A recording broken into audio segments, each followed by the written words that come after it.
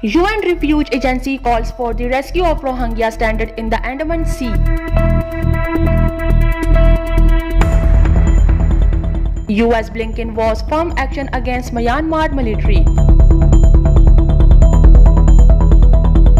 Nigerian Air Force passenger plane crash killed 7 people.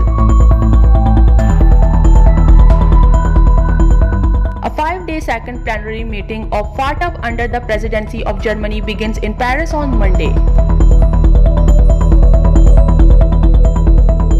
Iran has refused to allow the UN nuclear watchdog to conduct snap inspection of its nuclear sites.